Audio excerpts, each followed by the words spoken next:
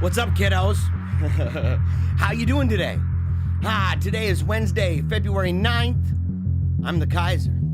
Jeremiah Bannister, the one and only, the OG Paleocrat, broadcasting every single Monday, Wednesday, and Friday at 11 a.m. Eastern Standard Time at PaleocratDiaries. Yeah. Are you pumped? I hope you are. I hope you're psyched out of your mind. And why? Because today is the day that the Lord has made. We're going to rejoice. And we're going to be glad in it, in part because we're not handling serpents. That's one of the reasons, guys. I mean, it's maybe a low bar. Well, no, it's kind of a high bar, actually. Like, you don't want to handle those things. You don't want to handle them, but we're going to talk about it. And we're going to talk about them in a fair way. And why? Because today marks the long-anticipated day that we continue the effort of Msgr Ronald Knox with his Enthusiasm series. It's a remarkable task, I gotta tell you. It's gonna be a lot of work. It's gonna be a lot of work. We're gonna talk about a whole bunch of various enthusiasts and their enthusiasms, the heresies and the schisms, all the different cults, the crazies, the lunatics, the loonbirds, all of them, 19th century to today. It's gonna be a blast. It's gonna be a blast. So you're not gonna wanna miss it. Make sure, like, comment, share, subscribe. Go right now. I don't wanna take too much time on this. Go right now to the Wolfpack chat. You gotta do it. If you're not there, what's wrong with you? What's wrong with you? Those folks, Glad Trad Central. It is the headquarters for all things awesome in the YouTube Tratosphere. I'm not even joking about that. I don't even know technically. I know a lot of folks would be like, oh, that's not Tratosphere. You guys are too happy. You guys are way too happy. Smiling and laughing and carrying on and sharing fun things and praying for each other and such. And having really serious discussions late into the night. You know, like 3 in the morning. Oh, it's true. It's true. All the links are in the description below. You got to go check it out. Just as a quick peek. Oh, well, look at that. Mikey Joe. Look at Mikey Joe over there. He's one up in everybody. Yesterday, who was the guy yesterday? Who was that? Who was the one? It had to be like 70 wolves. 70. It was unbelievable. He definitely won for the day. Just no doubt about it. Yeah. Jacob says, KST is a little behind GMT today. GMT, yeah, you're right. It's true. It's a little bit behind. It's always fashionably late. KST is fashionably late. Rachel says, I've been on Paleocrat sabbatical. Looks like I've missed a lot. No, actually, you haven't. This is my first episode back since the sabbatical began. Because you weren't the only one. I was on sabbatical, okay? I've been gone since December. I didn't do shows over at Reason and Theology. I didn't do shows over at Meaning of Catholic. I did shows with Terror of Demons, okay? Because we did the series on libertarianism, classical liberalism, Catholic social teaching. We did all of that. If you missed that, you have to go check it out. I think there's a playlist, actually. So you can just go right to the playlist, okay? And so definitely good. Rachel says, looking good, Jeremiah. I appreciate it. You know, I got to tell you, I got my haircut. I got my haircut. So very happy about that. Let's go real quick. Got to show you the Telegram. Okay. This is what you're missing out on a little bit. Just a little eatsers. Okay. Every single day, the folks who roll in there, right, they're praying for each other. People are caring for each other.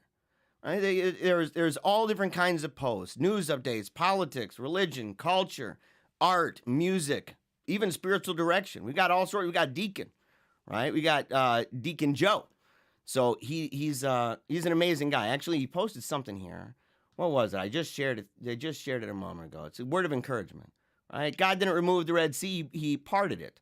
Sometimes God doesn't remove your problems. He makes a way through them. And you can find that over at Deacon Joe's Spiritual Advice Chat. All that stuff, once you become a member, it's totally free, by the way. And if you're over at Patreon, I really do encourage you, because we have a Patreon a members channel just for patrons. So that way we can have as many of these live chats, engage, be together as a group or individually, and it's all one-stop shop. All of the thumbnails will start to be shared there. I'll post still a Patreon to let everybody know, but hopefully that just becomes something that, you know, Patreon's where people can support the show, and I encourage that, of course. You can find that in the description below as well. So you've got Paleocrat And of course, the Wolfpack chat, okay? Wolfpack chat is just a bunch of fun, crazy nonsense. Sometimes we're upward of like 1,000 comments a day, so you got to mute that bugger. You got to do it. But the folks there, they're committed to this crazy idea. They're committed to this crazy idea, and it's simple, right? It's the mantra of the show. Never give up, keep on smiling, and remember that one day we too shall die. And because of that, we need to give it everything we got. We have to take a knee for Jesus Christ, Christ the King, every single day in our thoughts, in our words, in our actions, all things subjected to him. Moving forward every single day, restoring all things in Christ. And that's dreaming bigger thoughts. It's dreaming bigger thoughts, doing what you love and giving it all you got. It's what it is. Okay? So that, I mean, it's a simple thing. It's a simple thing, and it's rooted in the Lord. And that's just what we do here. It's what we do. So look, I'm not going to go any further ado because we got a lot to talk about. I decided, and I guess I should say this, I decided that I wanted to start with the Serpent Handlers. I actually went and I bought this book, okay? And I talked to some people yesterday. Actually, it was about the series that I'm doing over at Reason and Theology about the secular age, okay? A book, How Not to Be Secular by James Smith. And going through it and stuff, and they read some of the pages on the screen, and they're like, well, you know, somebody brought up the idea that I don't talk about everything, and sometimes I don't talk about the various different views or people that might criticize the position and whatnot. And I said, well, buy the book. Stop being lazy. Buy the book, okay? For real. And so I encourage people, look, if you ever hear anything, by the way, and this is just especially for this chat, if you hear something throughout the program and you want to know, you have a question about it or whatever, make sure to put it in the comment section. I will occasionally go through the comment section during the show, but I'm going to start dedicating time after the program where we're able to do that, and even maybe open it up for a little while on Telegram to be more engaging and interactive. People can join. You don't have to have a video chat. You can just be audio, and you can actually engage that way too. And so there's all different ways we can do it. But make sure when you do that, if you're on YouTube right now, okay, or if you want to post it in the chat or anything like that, make sure to go ahead and put the little @ symbol, meaning of Catholic. That way, I can know that it's directed to me. It stands out. It's highlighted. Okay, it makes it easy for me, so I'm not scrolling through everything trying to figure it out. So make sure, if you have a comment, question, make sure to do that. And if you're interested in these kinds of topics, I'll always share a link to the book that I'm talking about. But I really do encourage people to read it for themselves. You know, when you're doing a show like this, you've got to pick and choose. Right? And so, and the idea, and I was very honest about this. I said, you know, I know that there are certain people that do shows that, you know, they might go more into like, well, this group says that, and this group says this, and this group says that, and they're saying, well, this is the benefit of this. That's not what I'm doing. Okay? This is PaleocratDiaries, not Paleocrat Lecture Series. Although that would be beneficial. Admittedly, it would be a smaller group. It's something I'm considering, where we can go deep into deep dive analysis of various topics about enthusiasms and cults and various heresies and schisms, different belief systems, stuff about secularism, atheism, apologetics. I'm willing to do that. It is more work. It is more work. And I might make you pay.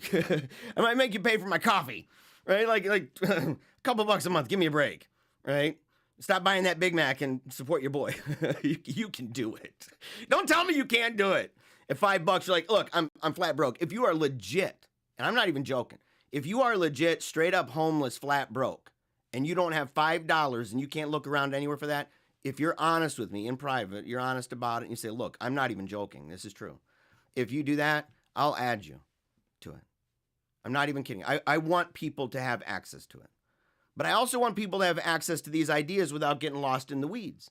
And I have opinions about them. People can disagree with them. You're welcome to disagree with them. Make sure if you disagree, if and when you do, let me know. I've been challenged and corrected before. And I've made too many videos saying that I was wrong or that I'm sorry. I mean, I've straight up apologized. People on the way opposite aisle of me, where I've just said, look, I was wrong about that. I'm really sorry. You know, or that I misunderstood this, or I misread that, or I applied it wrongly, whatever. I have no problem with that. And so make sure to reach out to me, okay? And reach out to me with any questions you want. All right, so with no further ado, well, you know, we still got to do this music. We still got to do this music. I normally am talking like a whole bunch. I normally talk a whole bunch here in the beginning. And yes, by the way, very, very happy to see my wife in the comments. Make sure to say hi to her, Angela. Make sure to say hi. That's my mega hot half Korean beauty queen wife. So make sure to check. I was going to say make sure to check her out. No, don't do that. Don't do that. But make sure to say hi to her. Her name's in blue, and she's got that little tool there next to it. So, yep, here to help. What's up, bro? Yes, the good Jeremiah. And by the way, if you haven't followed Here to Help, you got to go do it. He has some amazing interviews. Okay, I happen to be one of them. I happen to be one. But isn't that kind of like one of those things that you know a boy's doing good, a guy's starting out right, if he brings me on board pretty quick and says, look, I got to interview this guy. And I'm like, yeah, man, that's good. So we had a good time. And it's one of those things. I think that he's one of those guys, Joey the Mouth. I think he's one of those guys that the relationship that we have, and the relationship he has with Timothy Gordon, the relationship I have with Timothy Gordon, right? It's proof positive of the idea that you can have major disagreements over certain topics, and yet you're still boys. There's still solidarity because we're still Catholic. It's just the way it works. And people say, no, you can't. No, you can't. How dare you? And you're like, dude, how dare we? We're having a good time. What you talking about? Can we break out the fisticuffs and do some arguments on some topics? You better believe it, son. At the same time, are we laughing and having a good time afterwards? Yeah. You know, we'll brag about how, I got a good shot on you there and you got a good shot on me there. But the truth is, we're still fighting ultimately for the same king. Straight up. Isn't that how it works? Isn't that how it works? Jacob says, but bro, if you force people to choose between you and Big Mac, you might be disappointed. Even reading that and knowing that it's true, I'm terribly disappointed. I'm disappointed in you. So, all right. Very, very happy to see all of you. Yesy, nice to see you in there. Make sure, again, like, comment, share, subscribe. All right, here we go. We got to make sure right there. That is the PaleocratDiaries alert system right now all across the planet, right? 4 corners. North, south, east, west, all over the place. The sirens are going out, letting everybody know that PaleocratDiaries is back. That your boy is back. And why? Because right here, we resolve each and every day to give it everything we've got.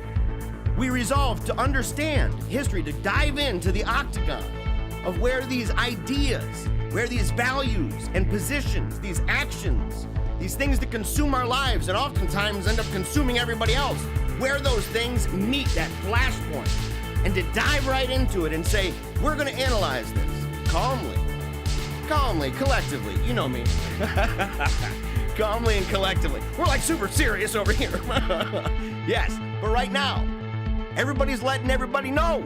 You can hear it, can't you? Just put your ear out the window. Peek out, right? You got the blinds, peek out. Look around, you're hearing extra. Go to YouTube right now because your boy, Jeremiah Bannister, is back. And there's a lot coming, not just with the Enthusiasm series, not just with that, but with the book. With the book. What book, you ask?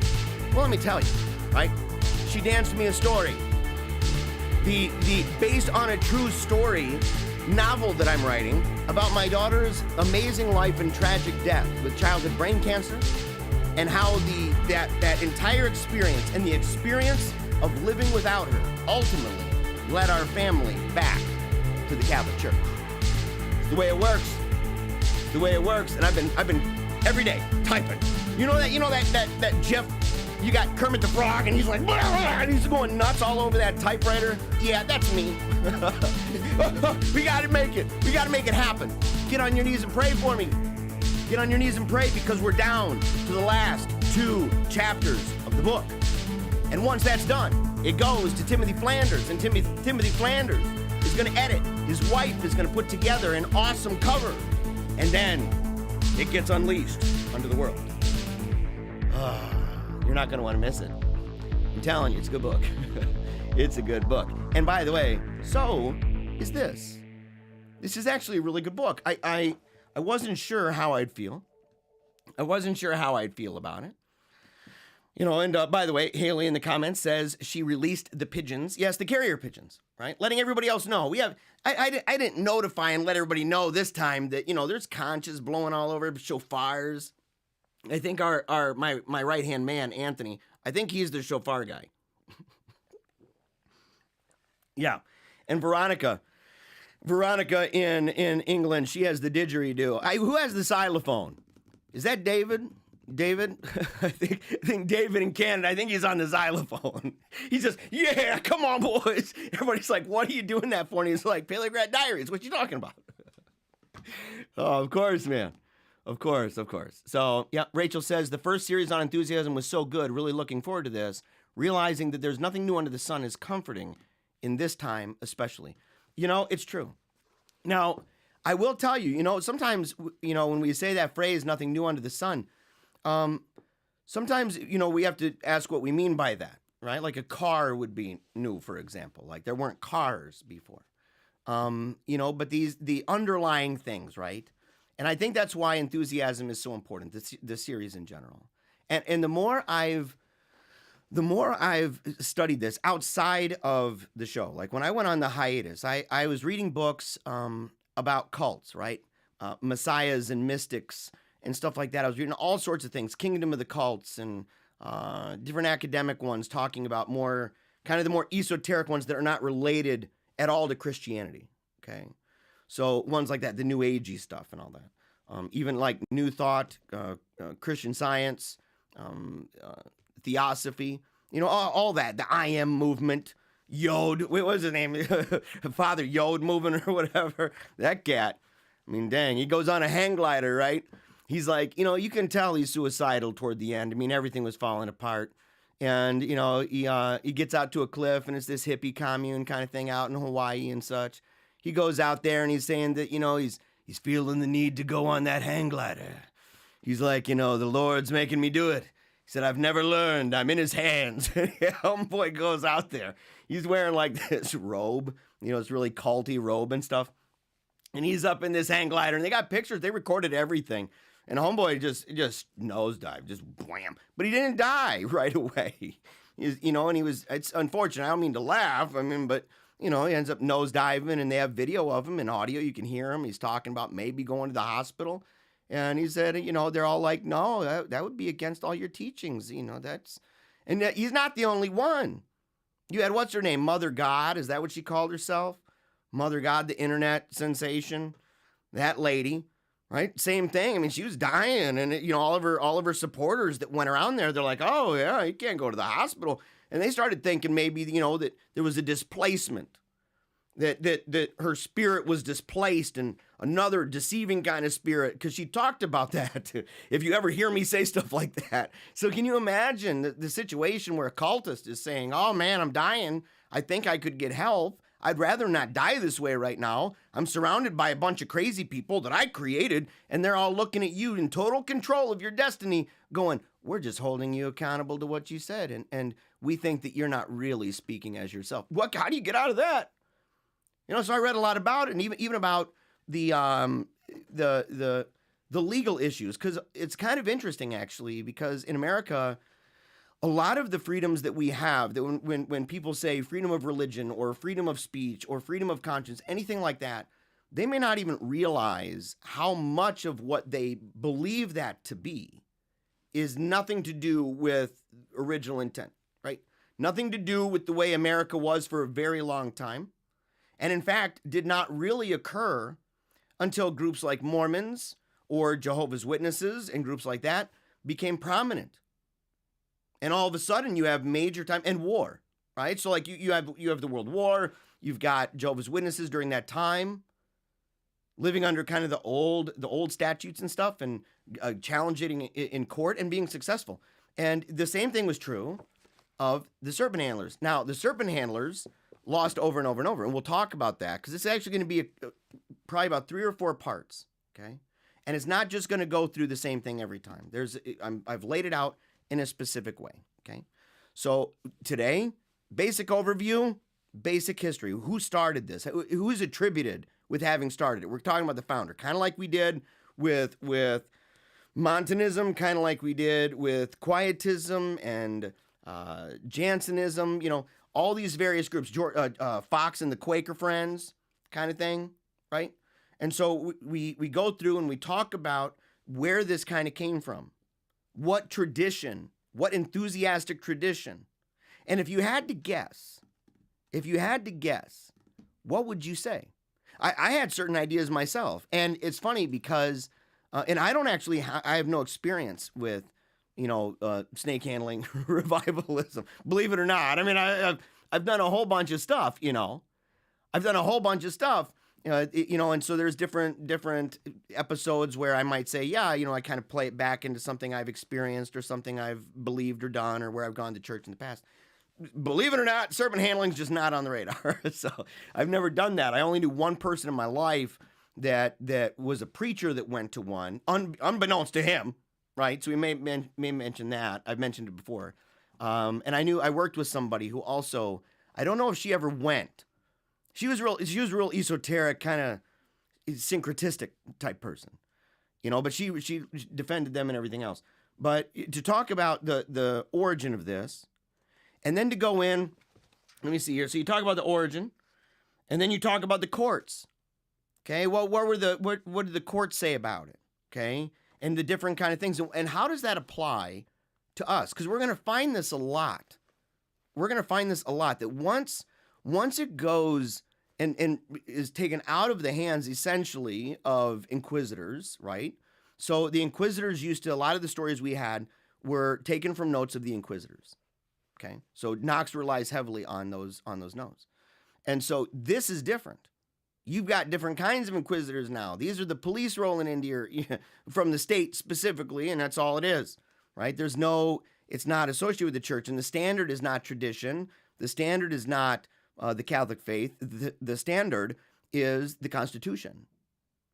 And so you have a completely different kind of ballgame. It's similar, I guess. There's overlapping ideas and functions.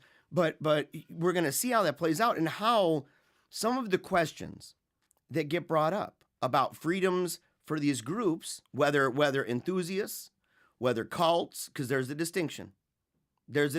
In fact, I'm going to stop saying, and this is for real, I'm going to stop saying that sedevacantism is an internet cult. It's an enthusiasm. I believe that there are certain cultic elements in there. Right? And not only elements, I think there are cults associated with it. For example, right? Like the Our Lady is God thing, which I'm not even sure that's even real. But it's got a website that kind of makes it look like people put a lot of work into that. And then you've got, of course, the diamonds. I think, and Mary's Little Flock, that kind of thing. A little remnant.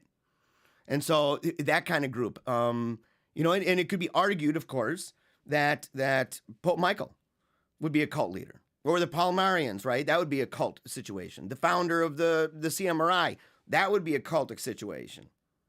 But yet, the idea in and of itself, no. And I think that we can be better about our language. I think a lot of people, when they think of cults, they might even kind of think about this group. This group here, I contend, is not a cult. But yet, cults and enthusiasts find themselves in the crosshairs of the law. Oftentimes, not just the anti-cult movements, but also the law. And so a lot of the questions we're going to talk about throughout the series as we deal with different groups and their interactions with the law, we're going to talk about, if that is the standard, how would that apply outside of that group? Because sometimes, even when we define a cult, some of the things that we say about it, we may be completely oblivious to the fact that the first major anti-cult movement in the United States was against Catholicism. The first major one. In fact, resulted even in political parties, different groups and organizations, publications specifically dedicated. It's where you start to have the defector, the person who comes out, the former nun or former priest that comes out and says terribly heinous things. I was talking to somebody about that just yesterday. I was talking about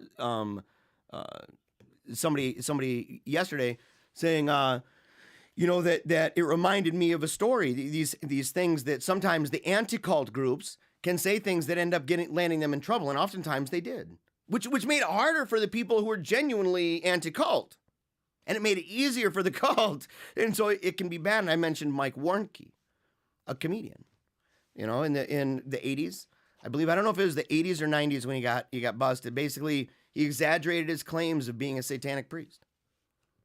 I remember my dad was a DJ, or he was the manager at a Christian station. And Mike Warnke used to have all of his comedy stuff, his specials and everything. He'd have him on that station. He's a Christian comedian. And he would always do a testimony, right? And he talked about his involvement with Satanism and all this stuff. And it was during the Satanic Panic, too, which fueled that. I mean, and it gave cover. But then people started saying, well, this stuff's recorded. I can go. And they started having access to more material and figuring stuff out.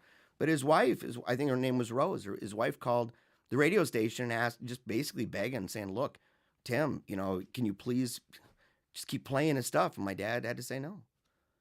And so, but he was part of an anti-cult movement, essentially. And so we're going to see this. And by the way, Stephen in the comments saying that he was let down because he thought I was going to be handling snakes. I don't think so.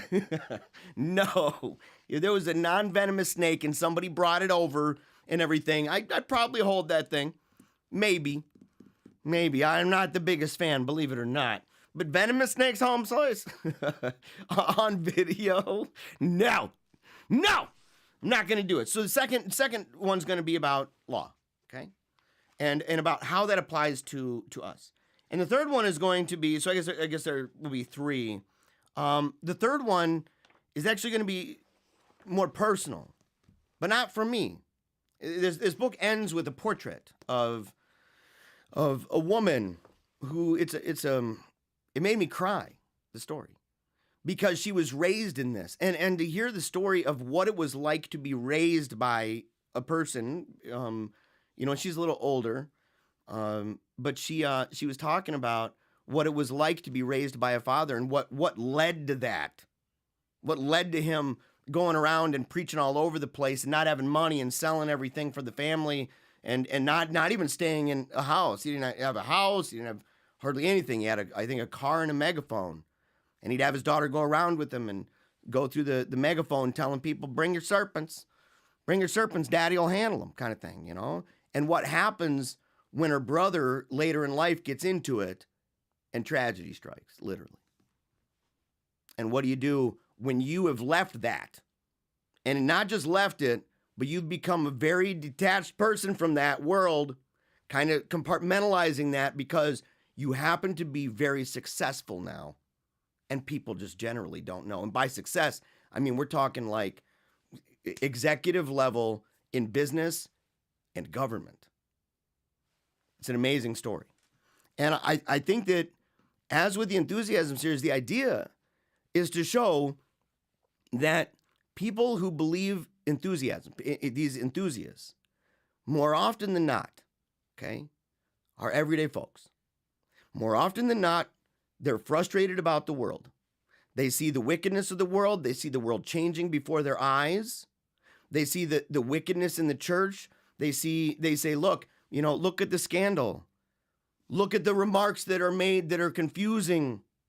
Look at all the crime, the criminality. Look at the way people stood by, it feels like. They stand by completely as the world is literally falling apart.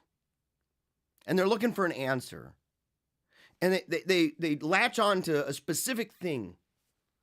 Normally it's one thing, maybe a couple, but it's normally just kind of one that's really, really of seminal importance that they believe if we just got back to that. And it starts to define everything and making it so much that idea starts to kind of become central. And not just to their system, but what they think is central for everybody. And if they don't accept it, maybe they're part of the problem. And maybe though that group out there, the church, wherever they happen to be, that church has fallen away. Maybe that's an apostate thing. Maybe God's doing something new. Maybe it's a new restoration. Maybe it's a revival, and we are the ones.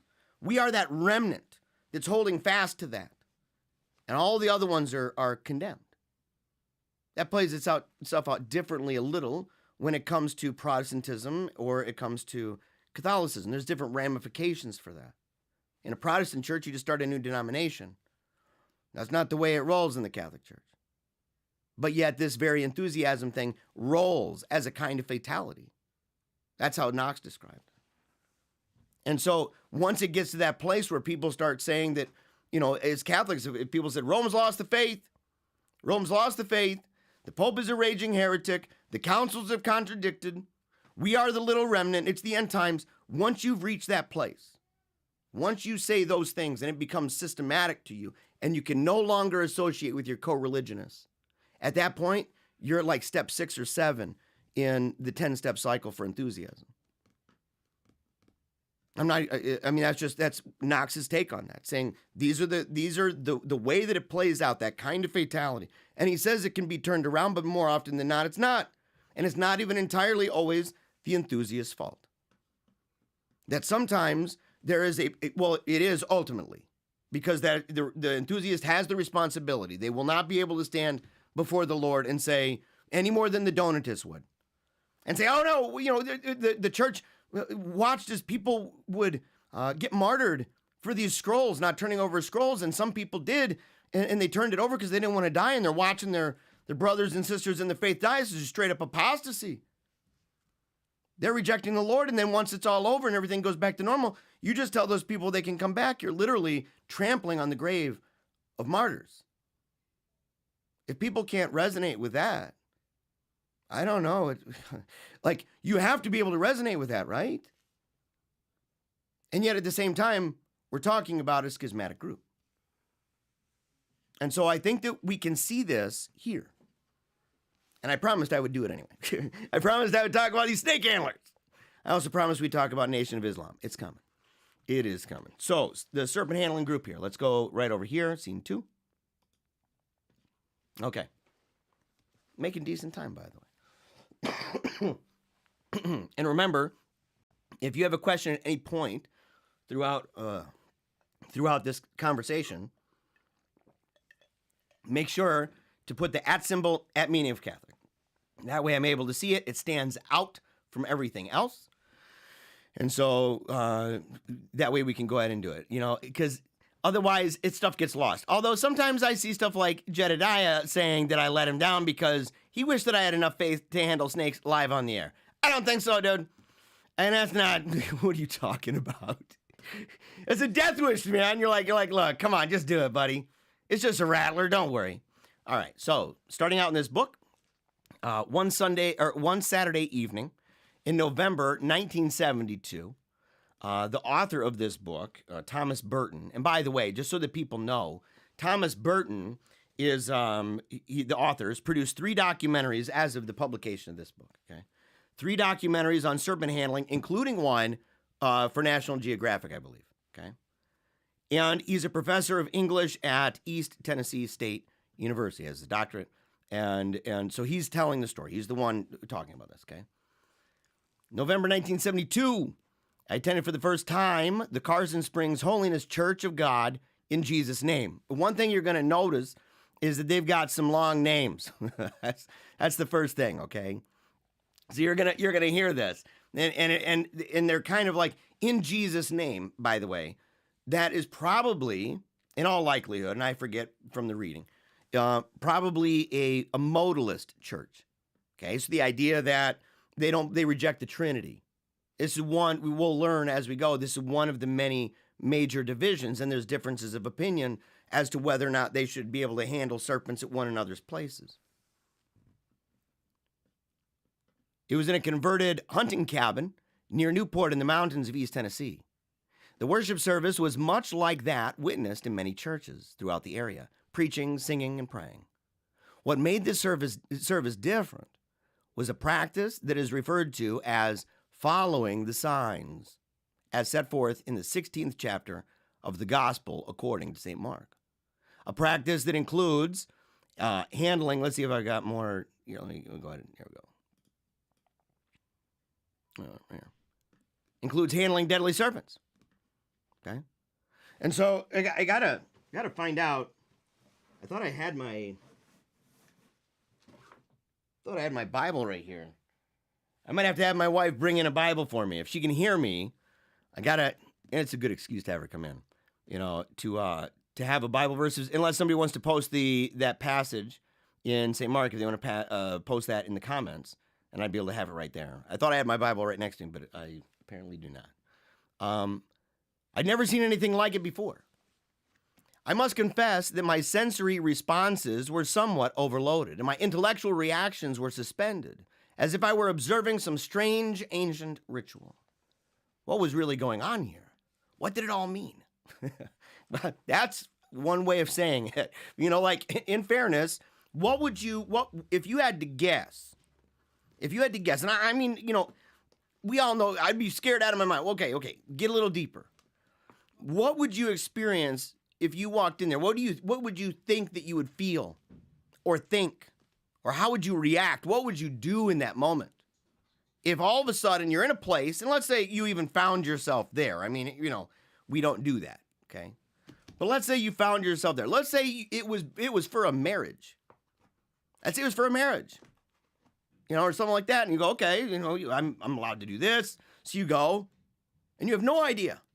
And all of a sudden, somewhere along the line, everything's kind of going crazy, and you're looking at, okay, this is obviously, kind of loon tunes. I just brought you my Bible. I didn't know what Bible you wanted. Oh, yeah, no, it's fine. Yeah, so and thank you, by the way, I love you. And so, imagine you're there, and all of a sudden, somebody walks up from the back, and they've got a box that's making some crazy noise, and they throw it on the ground, and all of a sudden it's rattlers. And what would you do? They're reaching in, wow, wow, when they're moving around all mystical and junk. What would you do? What would you think in that moment? And if you were there to think of it critically, to do what we're doing here right now, and you were to analyze that as an inquisitor would, somebody who goes in and says, look, I need to know what's going on here. I need to see kind of what's happening. And to read these reports, what would you think? What would you feel?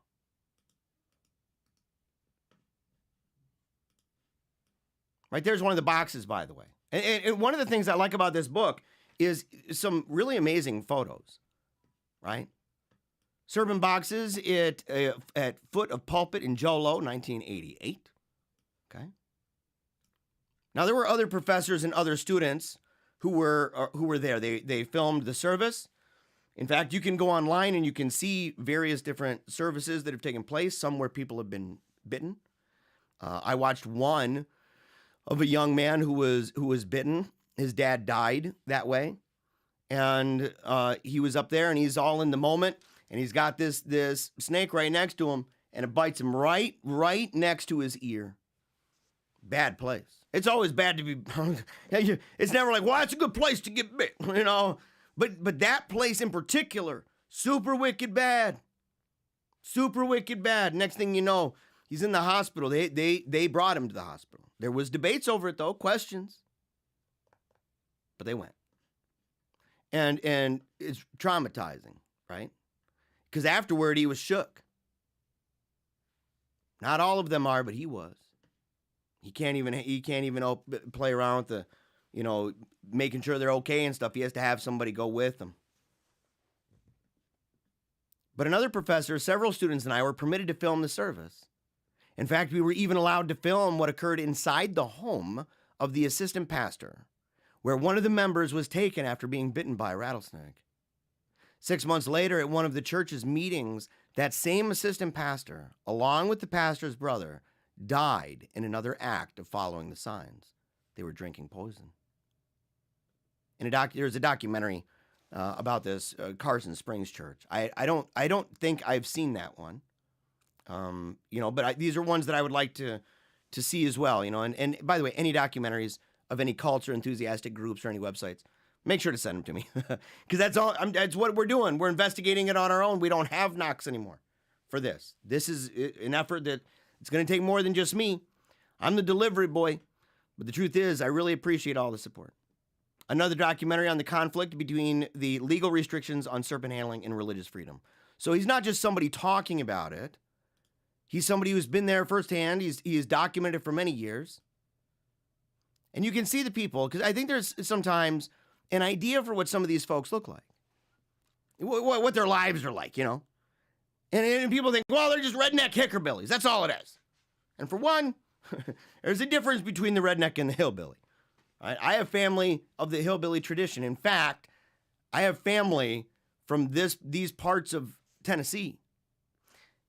And I have family from, we'll just say it's closer than I thought. It's a lot closer than I thought. We'll talk about that later. But you can see here, we'll see pictures throughout, and you can get a better idea. I mean, that lady, if you saw her in the store, would you ever think she's out there handling a snake? If you she looked like a pumpkin pie baking grandmother. Can you imagine going to you have a friend from school and you go to their house and you walk in the house and you're talking to the lady and it's like, what'd you do today? And she's like, well, I was out downtown and I was handling the serpents. I'm like, what? What, you mean like, at a pet store or something? No, it's following the signs. What? What'd you say to the granny? You know what I'm saying? From the first, what was proposed was not a highly theological study, as might be the case in a theological, anthropological, or sociological treatise. We were interested rather in presenting a descriptive, analytical, partly oral historical insight into the belief and the believers of the taking up of serpents as an act of Christian obedience. What we wished to provide was a perspective for understanding the people as well as the practice. This is where it's written, in my estimation, in the spirit of Ronald Knox, that it's the same idea. In fact, there's very few exclamation points. And I think I circled one of them because I recognized, I said, oh my gosh, look at this. He does really well at not doing that. And he tries to be fair, in fact. He tries to be fair.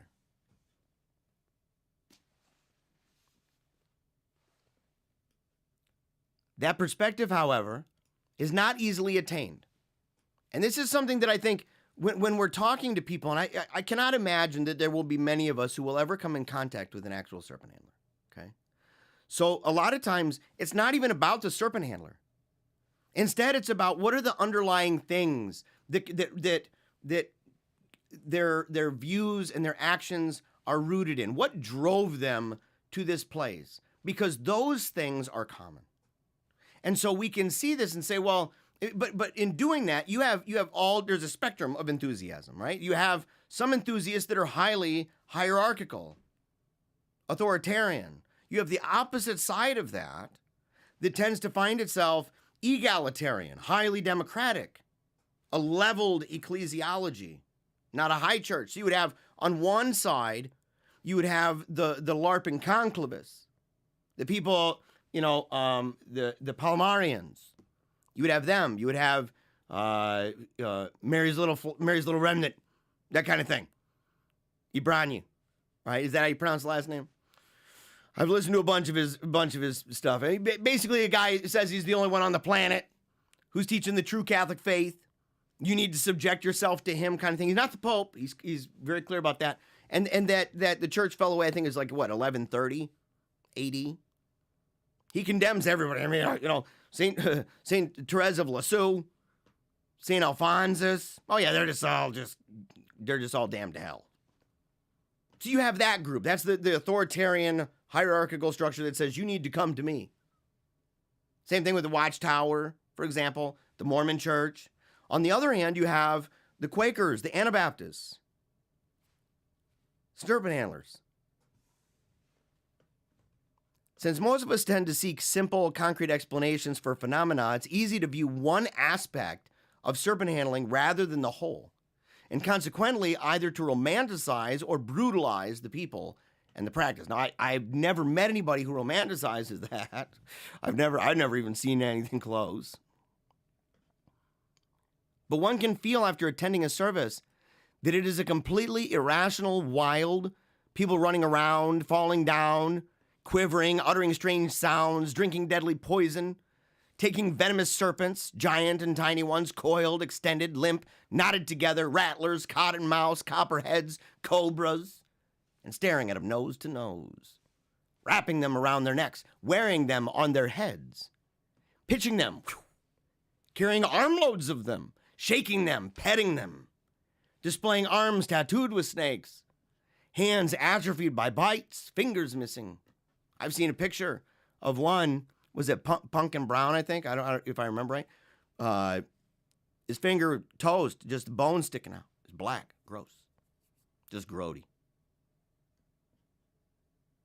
Clothing embroidered and etched with snakes, or feel the same sense of the bizarre after going into homes and seeing live, deadly snakes in closets and adjoining rooms, pictures framed on the walls of people with handfuls of rattlers, photo albums of disfigured bodies from venom poisoning, or a huge frozen rattlesnake taken out of the freezer by a relative of a person whom the serpent killed during a funeral service.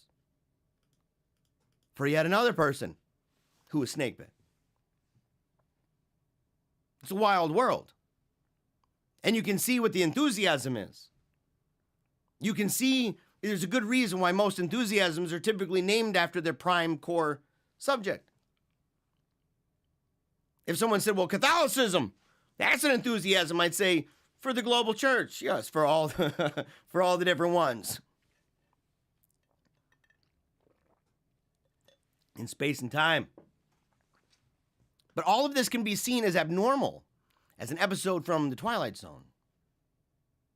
On the other hand, and by the way, on the other hand, you got ladies like that. You know, I grew up in churches like that. Where the ladies, you know, wearing the kind of, you know, blousey bow in the front. With a nice little kind of sweater. Like that, hair parted in the middle. She just looks grandmotherly. If you didn't know she was a serpent handler, I mean, maybe some people would say, well, she looks like maybe. You're going to find, you'll be surprised. Because nowadays, you know, it's different. Like this was, you're seeing people in the 40s, 50s, 60s, that kind of thing, all the way up through the 80s. I don't even know if there's any in the 90s. I don't think anybody's in the 90s in this. And then you see a lot of them now, a lot of them are very obese. Obesity seems to be a bigger deal, and you don't see as many people, who dress in ways that are even kind of in some ways elegant. There's a lady you'll see here, beautiful lady. A lot of the guys just look like regular dudes. On the other hand, one can leave a service or a home and feel completely awed by the faith. You know, sincerity and mysterious power manifested by these people, sensing that somehow they know, they feel, have something in their lives that is redeeming amidst a lost world. They're looking around, everybody senses that, right? The world's wicked bad. The world is wicked bad. And so what do you do? What do? You look and you say, well, where can I find that? Where can I find true belief? That's been something that's gone back a long way. It was the time of Wesley, that was what was going on, right? Do you feel that now? Is it difficult for you? Have you found it somewhere? But do you look around at the world and say, it's hard to find people who even believe anymore? We talked about this on Monday in connection with how difficult it is for young people to find potential spouses. Young Catholic people. It's actually become overwhelming to me. I'm blown away by how many people support the show and are 30 years old or older. They wish they were married, right? They've got a job, they've got a home, savings, everything, good personality, and they're struggling to find somebody. Men, women, doesn't matter. It's across the board.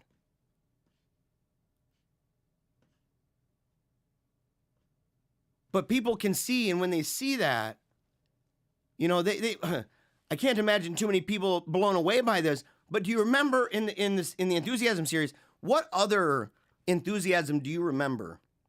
I remember two of them where when people saw what they were doing, it was extreme, but there were people, even high-profile intellectual people, that went there and saw it, and some of those intellectual people were unbelievers, and yet came in and saw it and said, that kind of looks legit. Not legit, but at least inspiring. At least inspiring. Something set apart. Something that transcended the everyday. What was it? The convulsionists. The people pressing swords into each other's chest. The people walking on nails or laying down and people pressing on their body. People were enthralled by that. Same thing with the revivals of the Great Awakening. You had a lot of people that went and said, look, this is a remarkable thing to see how people are so impressed by the activities, the howling and the shaking and all those things, twirling around in a circle for 48 hours, quoting the Psalms. We look at that and say, well, that's insane. I mean, obviously, if I walk by and I see somebody twirling around, I'd probably call the cops. I think he's been smoking some, angel dust or something. Like, he's been doing something.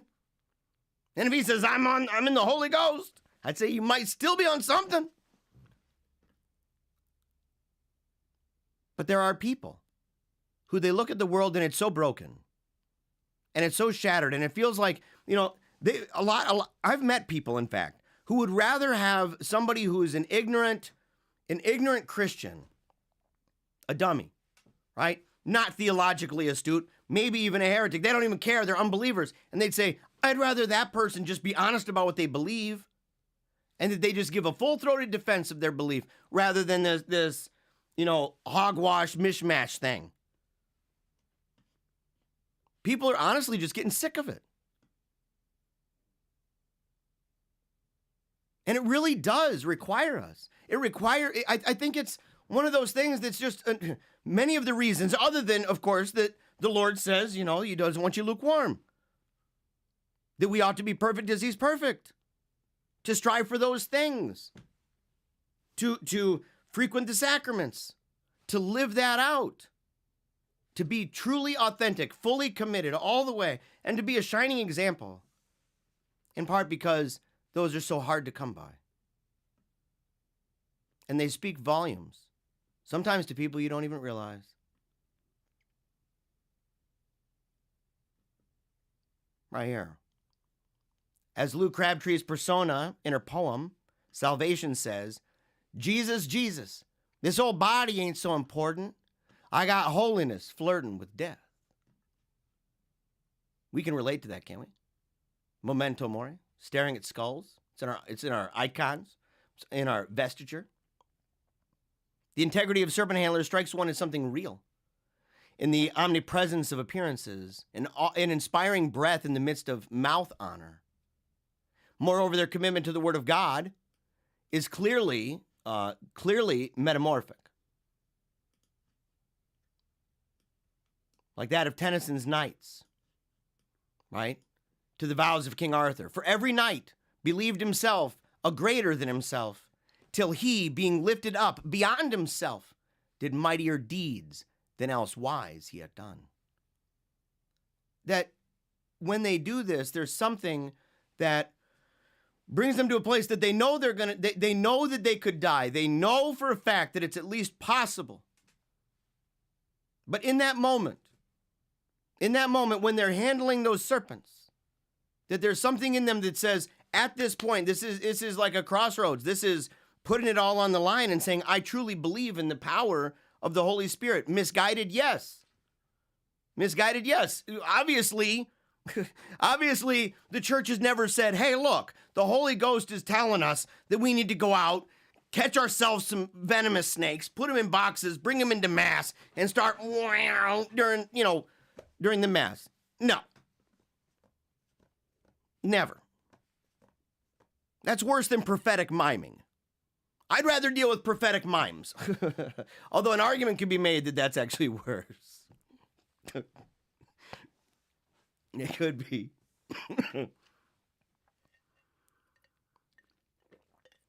Prophetic mimes, liturgical dancing. What would you rather have? The weirdo handling a snake up in the front?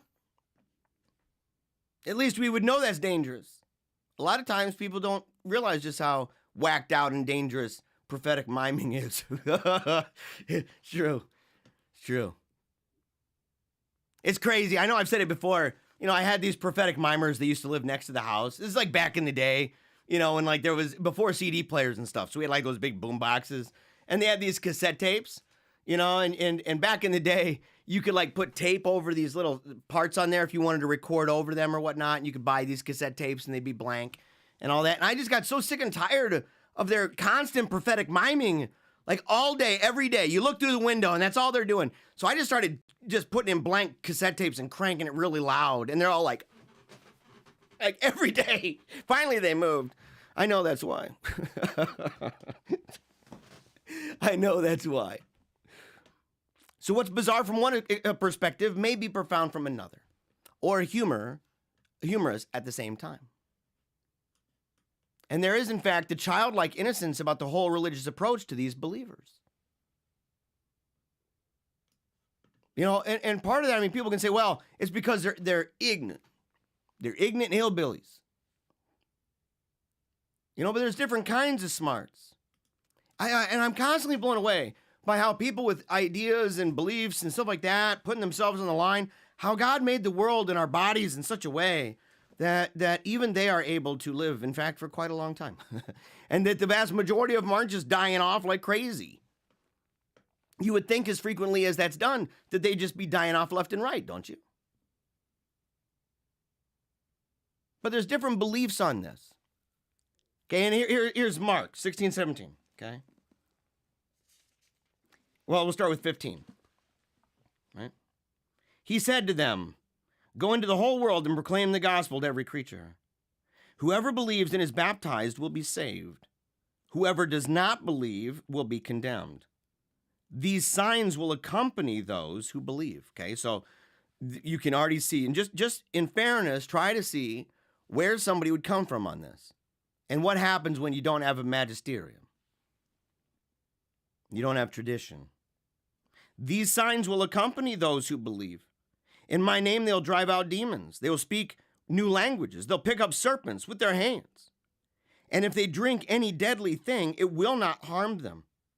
They will lay hands on the sick and they'll recover. And after that, Jesus ascended. And so you got to think, to a restorationist, to somebody who's looking in a world that's dying and they're looking for true faith, they could look at that and say, look, you know, we have to believe in order to be saved. If we don't believe, we're condemned. Okay, got that. And he tells us, okay, we got to go out. We got to go out into the whole world. This would be lumped up with them for the whole idea of the Great Commission. So yeah, look, it's the Commission of the 11. And it says, these things will happen to those, accompany those who believe. So they would just make it a general thing and say, yeah.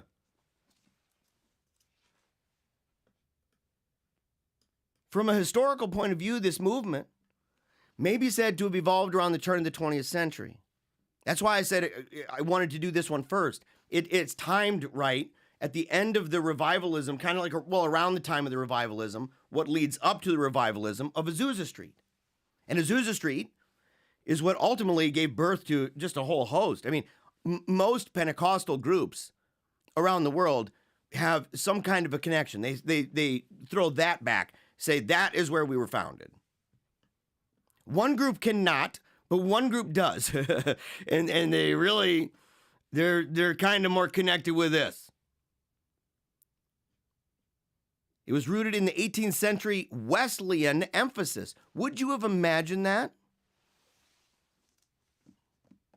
Do you see? Okay, so we talked about the creative destruction of enthusiasm to say when people believe that and the beliefs are so kooky and weird and you know they end up dying or whatever. These people are jabberjaws. They're talking. People see it. There's all different reasons why someone would say, well, I think he has a good view on that, but not on this. But then a circumstance, some kind of an occurrence that took place makes them even reconsider those things to various degrees, which makes them study new things and take different positions.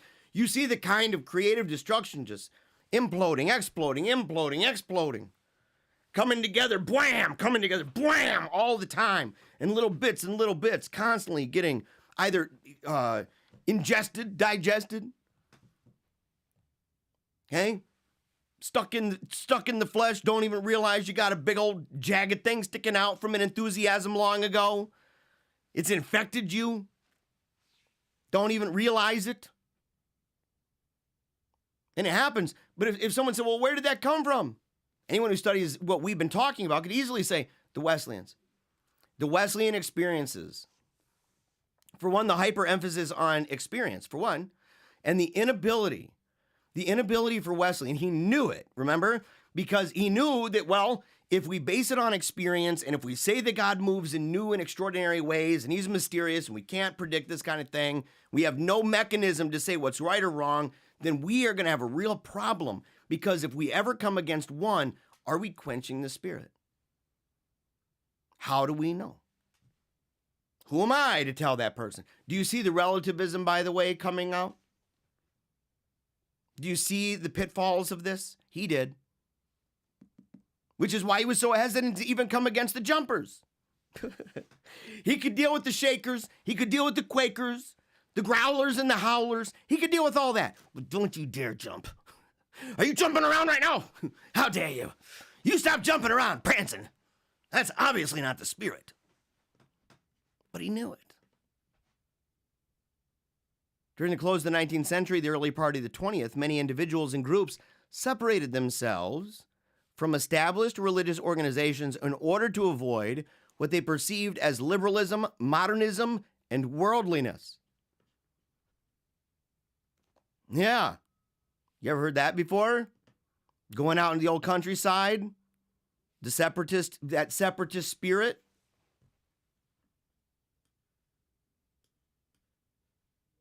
The Church of God. When I first read that, I was like, this has to be like a different one. Because my grandmother was part of the Church of God. Now, in fairness, she came from Tennessee, hill country, Appalachia, right? Straight up hillbilly. Moves to Michigan. Doesn't have any family, real friend. Has her mom, but no real friends and stuff. And there was a church not far from her home. And she went there. And they were wild people, right? Cutting the rug, going, hooting and hollering and taking their coat and swinging that bugger around. Woohoo! Speaking in tongues, galloping. That was how they lived. Laying hands on each other. People falling down. People dancing in the anointment. In the Spirit. And having that kind of cadence and rhythm. And that sound of that Tennessee drawl is a little bit like home. It's weird, but like home. And she stayed there. My dad was raised in that. And growing up, we were often associated with that. In fact, it was the last denomination that I was involved with before I became a Catholic. And it is the same one. It is the same one. This church with headquarters in Cleveland, Tennessee. No. I used to joke and say, well, yeah, I was the kind of Pentecostal that was one interpretation of one Bible verse away from handling myself some snakes. And come to find out, I was right. I was totally right. You never know, right? The more you know. I learned it. When I told my dad, I talked to him about this, and he was kind of, I don't even know if he believed me. Because believe it or not, they kind of don't talk about that anymore. They kind of say, no, we don't talk about that, but that's where they came from. That's what was up. Apparently, serpent handling sprang up during the first 10 years or so of the 20th century in East Tennessee. And certainly from this state, it was widely disseminated.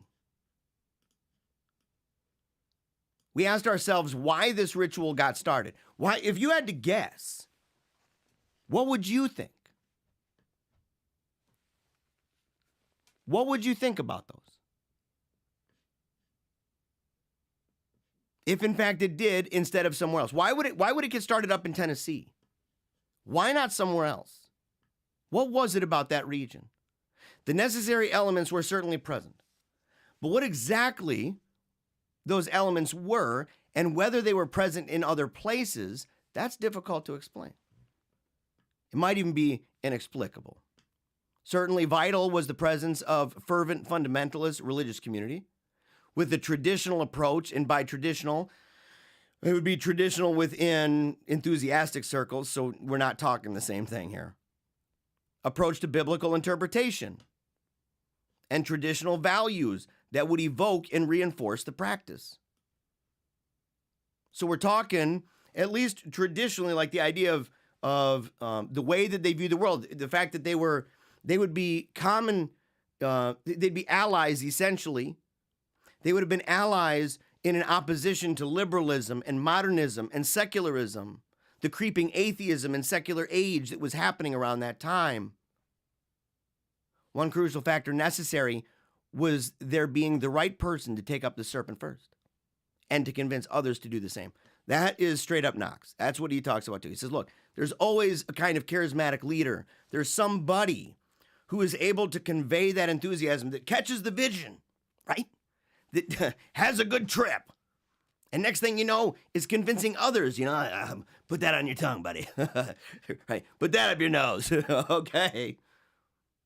But you're able to figure that out. Sometimes those groups are named after this. In this case, it was not. That person in East Tennessee was George Went Hensley. About that time, in northern Alabama, there was an individual named James Miller. And Miller was a Baptist preacher. Are you surprised by that? I'm not. It's got this idea that, the Baptists over time had become more mainstream, right?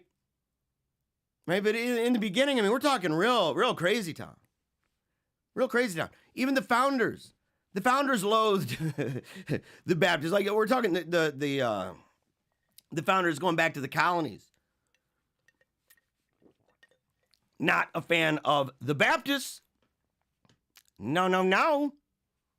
Rhode Island, no. And look at where we got so much cuckoo from. Anabaptists. In many ways, America is an Anabaptist experiment. In fact, they triumphed, which is remarkable if you think about it. Even on views like separation of church and state. But the thing is that even that preacher, James Miller, his knowledge of the holiness movement, that belief, was apparently from hearing rather than direct contact. And it was from his personal reading and religious experience that he independently took up serpents in 1912. Okay? So, here's some more here. Here's some ladies. Here's some folks. He's got his picture up there, And they all have, it's kind of weird. They got a lot of, writing up on the walls and stuff. Like their posters and stuff. Like, we complain about felt banners. It's better than that. But even that feel right there, like I've been in places like that. These small little churches. In fact, some of those were later transformed by more traditional Catholic communities. Like sometimes when they buy a small chapel out in the country or something, sometimes those were built a lot like this. Most of them are a little bit bigger because these can get real small. Like I'm talking like some of these churches. You're like, is that a church? If you drove by there, you would never in a million years think that there's anything going on inside. And technically speaking, we're using that very colloquially because it's a religious assembly, not a church. Okay. From our perspective, no. But there's this itinerant ministry, the themes of sermons, the preaching style, the unyielding adherence of belief in the face of social and legal opposition, the ebb and flow of public impact, and the complexity of personal involvement. All of these are features of George Hensley's life. And they're simultaneously highly individual and representative. So I think that this is one of those things where you can look and say, it's a lot like the five people that Knox talks about with Jansenism, or that it's Quietism's wrapped up with Guyon, or that it's the Quakers, that the life of George Fox is indicative of that. The life of Wesley, strangely enough, would not be. Wesley had the conflict of having never experienced these things for himself. Everywhere he's preaching, people are going nuts in Bonker Town, and he's like, I'm not feeling a thing. His whole life. But Hensley lived it. Now, here's the thing, though. Since each person is viewed as responsible for his or her own interpretation according to one's own light. So we have right there, we've got kind of that idea, the Anabaptist Quaker nonsense creeping in here. There's a wide variety and fluidity of explications of scriptural text, even relative to the statement regarding the signs of Mark 16. And so they list a couple of these because there'd be this idea that's like, well, they all believe the same thing. No. There's different things. Even the idea of shall and if in they shall take up serpents and if they drink any deadly thing. There's people who have disagreements on that. People who have disagreements over whether or not you can go to Sunday service. Well, I don't know if they're Seventh Day folks, but the idea of the Trinity, the idea of the anointment. We're going to talk about what the anointment is, and even the studies that were done on that. There are drawbacks, though, in focusing on the single sign of taking up serpents. For one thing, it reinforces a distortion represented by expressions such as snake religion or snake cult. The author tried to offset this impression by emphasizing that these folks are in fact normal people. They're not members of an esoteric, unorthodox religion. I must dissent from that. Well, yeah. So obviously I don't know what he's talking about with unorthodox. Right? Maybe because otherwise the beliefs that they have other than this one practice, which is rooted in an interpretation of Scripture, that from a Protestant perspective, they can say that they think it's wrong, but they cannot say, no way, never. You could not interpret it that way. From a Protestant paradigm, no way. Good luck. It just happens to be convenient for them because nobody in their right mind typically wants to go and handle some serpents. They're like, no, I don't want to handle them buggers. I don't think so. So it makes it easy. You can call them unorthodox. You can say, oh no, look at these, look at the heresy. And you're like, dude, don't you believe in the inner light? And they're like, yeah, but we're evangelical Quakers. We've got a big church down there on Main Street. Oh yeah, that one. Oh yeah, you aren't you that one of those that believes like in modern apostles and like modern revelation? Yeah. We've got that big megachurch down there. Oh, I've seen you on TV. All of those are unorthodox, and from our perspective, which is the perspective. They are Christian fundamentalists who view the taking up of serpents as only one teaching of the Bible. I think that there are people later that say, well, these preachers, they hardly ever talk about this topic. I think that's baloney. I think it is. I mean, you can see the mere fact that they're getting tattoos of some snakes, that they've got pictures in their houses. That's like saying that people with Latin Mass pictures all over their house and going to the Latin Mass and having Latin Mass books everywhere and all your friends are Latin Mass, that they rarely ever talk about that topic. Yeah, right. An interviewer on National Public Radio asked this guy a question. He said, why did you stay in contact over the years with a number of these people? Because he did.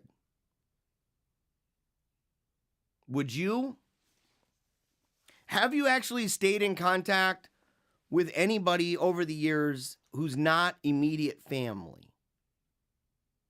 Have you stayed in contact with people who are heretics or enthusiasts?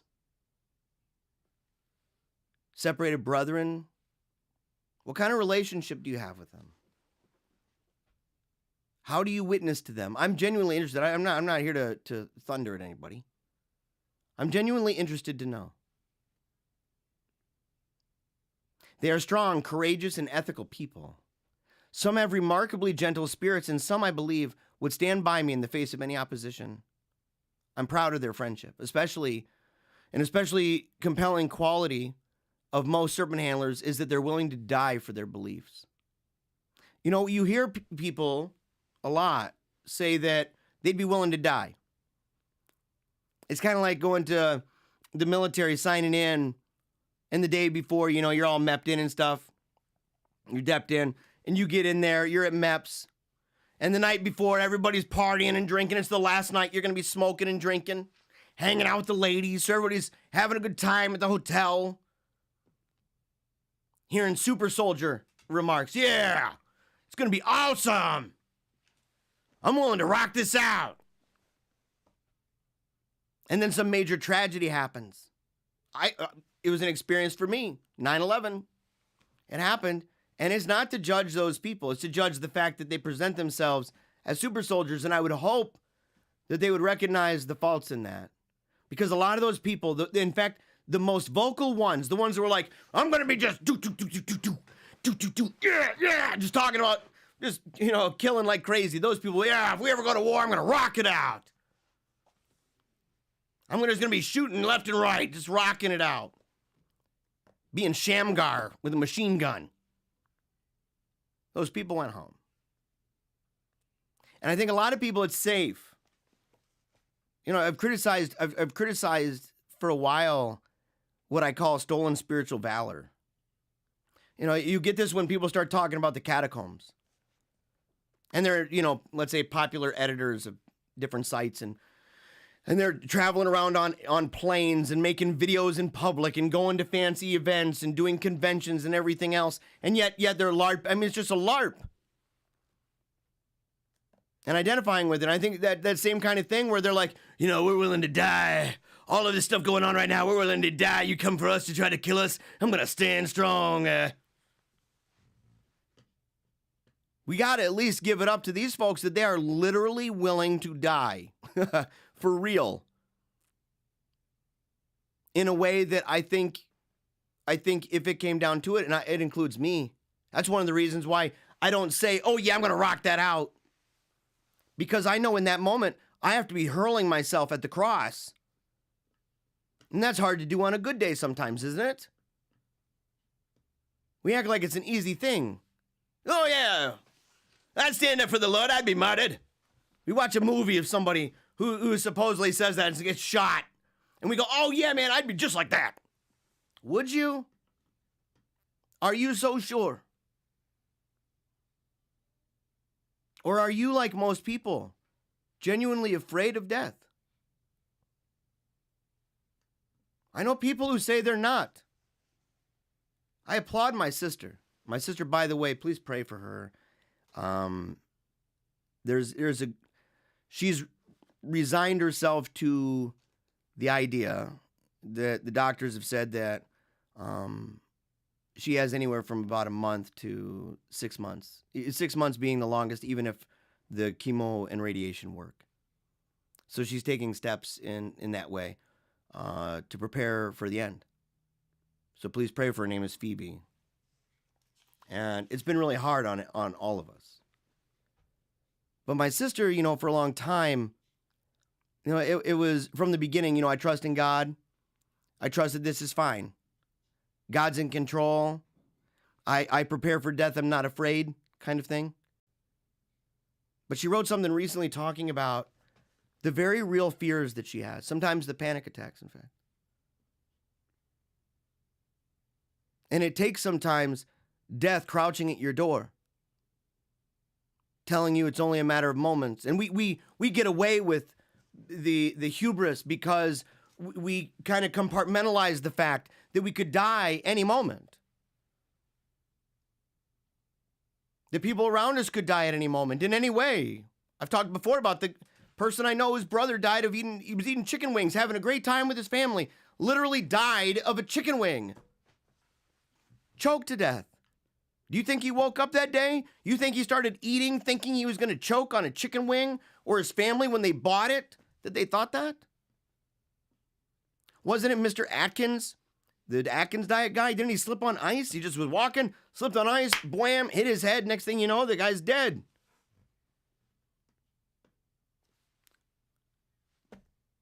You never know. But they actually put themselves in that place. Are they suicidal? That's what so often they're chalked up as. Even by the coroners. To say, how did they die? Suicide. Is that fair? What if we did it for a sport? What if somebody died on one of those motorcycles that goes up a hill and he's spinning around and flipping, right? The extreme sports stuff. Would that be suicide? Daredevils of different kinds. Is that suicide? These people are doing it for a religious reason. Like Matthew Arnold's Scholar Gypsy. They seek, quote, the spark from heaven, whereas most of the people of the world are light half-believers of our casual creeds.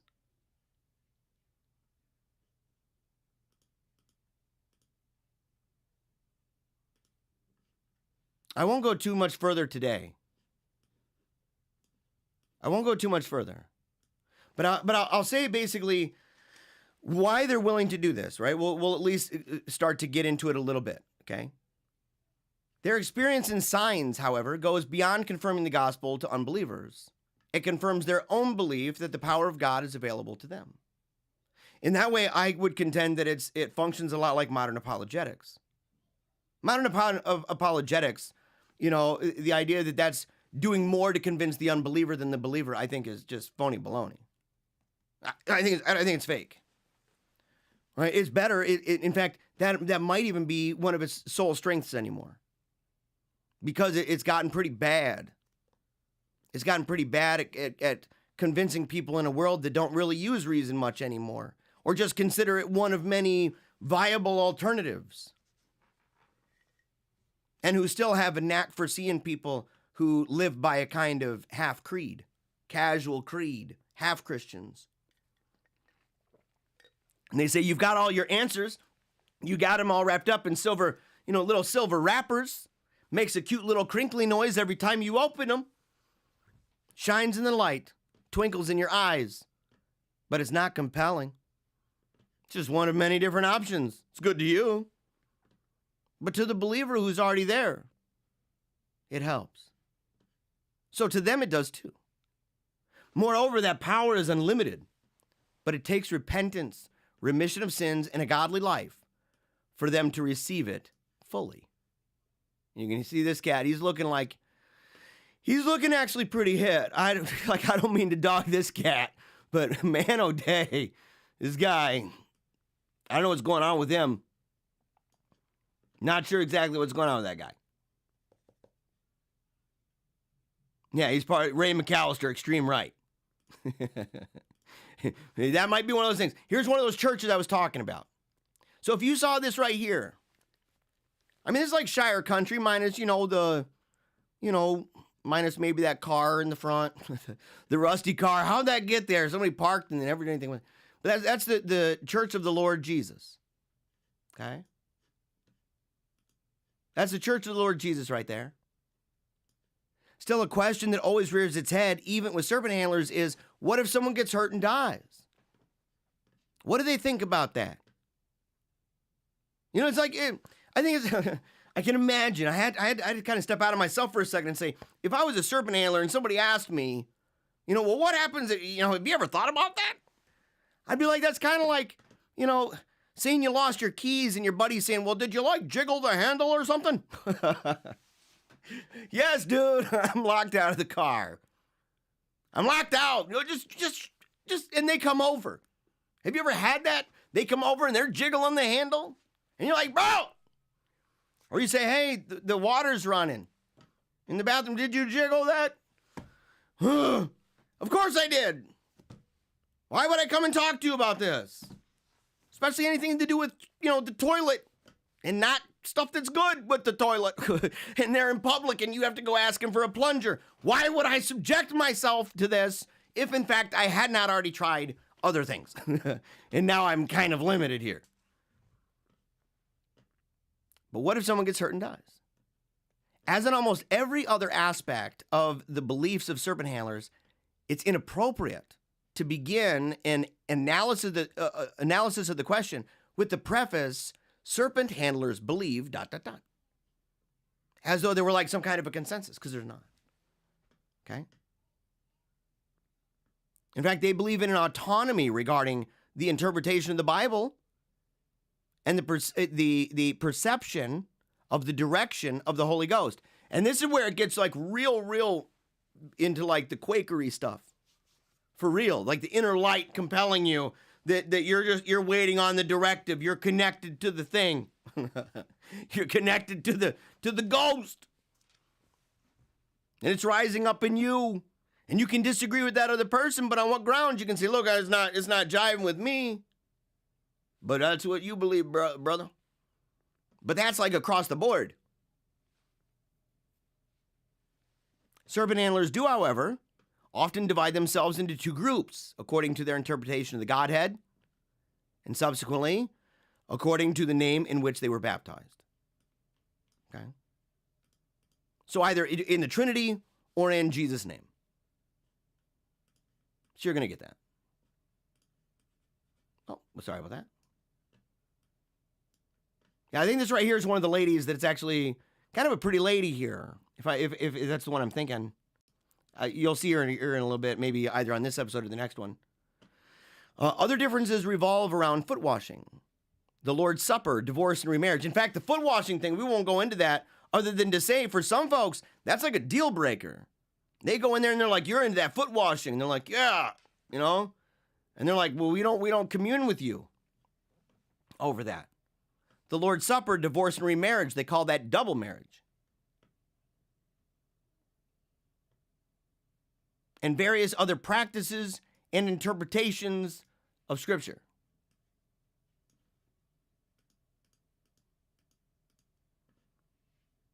One needs to be careful about what's going on in the congregation around. So he asked these people, what do you believe is at play here? What's going on?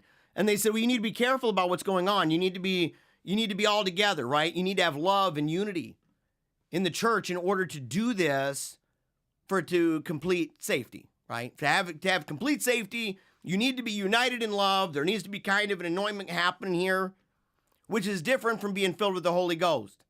Oftentimes, that anointment, right, it's like a trance-like state. You'll see there's a certain kind of dance that they do where their heads are down and they kind of, there's a shuffle. And the ladies kind of do it like that. And they kind of spin slowly. Common things. Almost like watching that movie Rise. R-I-Z-E. I think, R-I-Z-E. It's a documentary about dancing, about crumping and clowning. And they have a scene in there where it shows the tribes in Africa that they've never met. In fact, probably never even seen. And yet they're doing similar things. And I wonder kind of the history of this. Of utmost importance, however, as Greg explains, is the spiritual state of the handler himself or herself.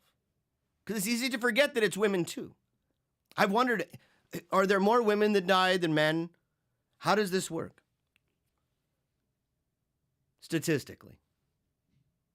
Pastor Greg's warning included the admonition that Charles, somebody who died, Brother Charles, went up and he gave him a prophecy. He said, look, he said, you got to be careful. Whatever you do, you got to be careful. And Brother Charles said, how can you be careful with a rattlesnake in your hand? The anointment of God is the safety. Well, he died. And his admonition had to do with the idea that he believed that Brother Charles was exalting himself rather than the God and the signs. Charles, nevertheless, said that he would have to go on and accept whatever God's will was. And there's a kind of fatalism in it, too. There's a kind of thing that says, I just give it all I've got and I resign myself to providence. And I have to believe that if I die doing something and I'm worshiping the Lord and I die in that way, at least I was dying in the state of the Lord. Some believe that it would be a sign almost like of apostasy, like you fell out of favor with God. But I think that tendency, the tendency to see loved ones and friends who die and to say, I think that they're, up in heaven right now, doing better in life. God only knows the reason why. That's a common thing, ain't it? After he was bitten, he confessed to the congregation that he was being guilty of self-exaltation. Charles' sister Anna said that unlike her father, who would fast and pray prior to handling serpents, Charles would just go to the services at different churches 2, 3, 4 times a week after week, carrying boxes full of serpents that he had predetermined to handle.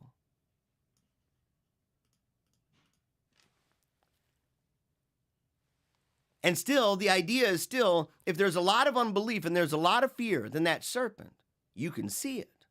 Act different too. Some of them swinging, moving real fast and struggling. But fear in the church can cause that. There's even conversations or studies that have been done talking about the role of music. Even with the vibrations, because they can't hear it. The snakes. Charles also said that if he were bitten, he believed it would be from a lack of faith. So you see this kind of thing, and we're going to talk about word faith, the name it, claim it, tag it, bag it, flap it, grab it crowd. We're going to talk about those folks. And you can see an overlap of that, even with the quenching of the spirit. But many of them say they don't want to die by the signs. And why?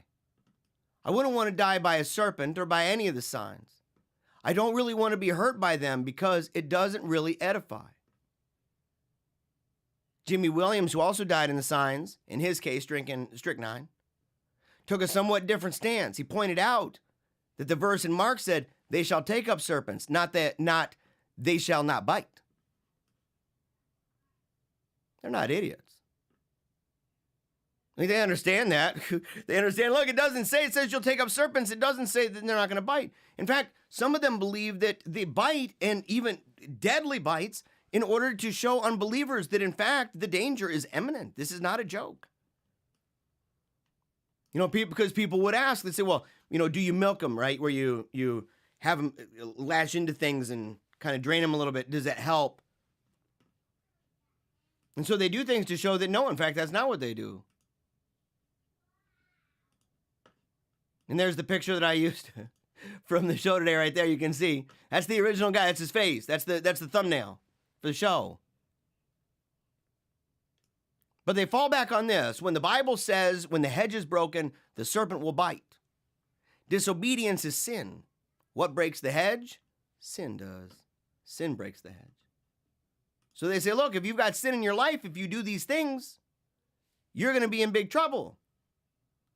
To some believers in the signs, however, even the being anointed is not foolproof. So the idea that you're experiencing this crazy experience, trance-like moment, that even when you feel assured, you're like, I've got the Holy Ghost, I've got the faith, I'm not afraid, I'm covered in the anointment, I'm out there dancing and everything else, still, because they believe that one must be led by the Spirit and not misinterpret the anointment. Because what if you can be in the anointment, but yet you're not being led by the Ghost? Are you seeing the issues here? I mean, it's on full display. It's tragic. It's tragic for many reasons, in part because it's stuff that could have just been understood just by reading a little bit about the Quakers and saying, but they're still around too. And no matter what, it seems like Protestants just have a real hankering for this sort of thing. Even though it's an illusion, it's a mirage. Right? It's a sleight of hand to say, oh no, we're Bible believers, because that's what these people are. They believe in a literal interpretation, what they call literal interpretation. They're fundamentalists. They just take a different interpretation. And there's no way a Protestant could say that they would believe that this right here would be an enthusiasm or some kind of thing they wouldn't encourage people to do. But there's no way that they could call it a heresy, because these folks don't believe that it's necessary for salvation. So basically, they're Church of God folks who also just happen to handle snakes.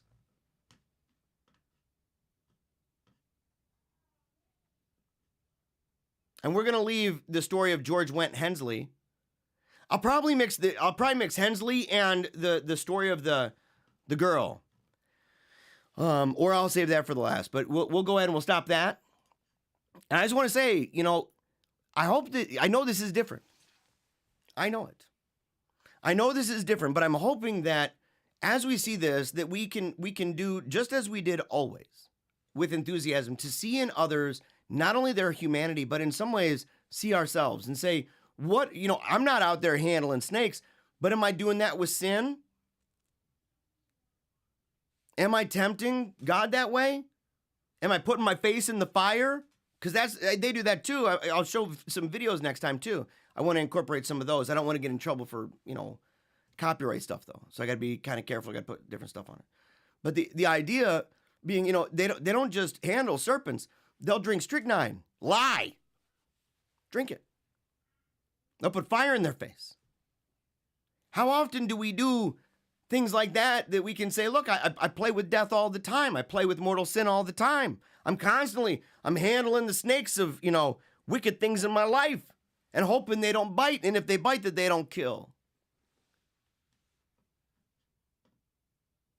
And that we need to be better about that. And that results from a kind of relativism in ourselves that says, yeah, I know what the rules are, or yeah, there's a normative standard, but really I'm being led by the inner darkness. I'm not being led by the inner light to these sins over here. I'm being led by that wicked part of me, that little devil on my shoulder, the one whispering in my ear to do that naughty thing, to do that sinful task. And we're playing with fire, poison, and serpents. And that we can see too, by looking at extremes, by literally, one of the benefits, in fact, by going to the margins, I'm not even joking, to go to the fringe, to go to the margins, and to see that anybody that is closer from there, we can at least learn lessons on what leads to that, and be grateful that not everybody's there, and be grateful that these are few and far between.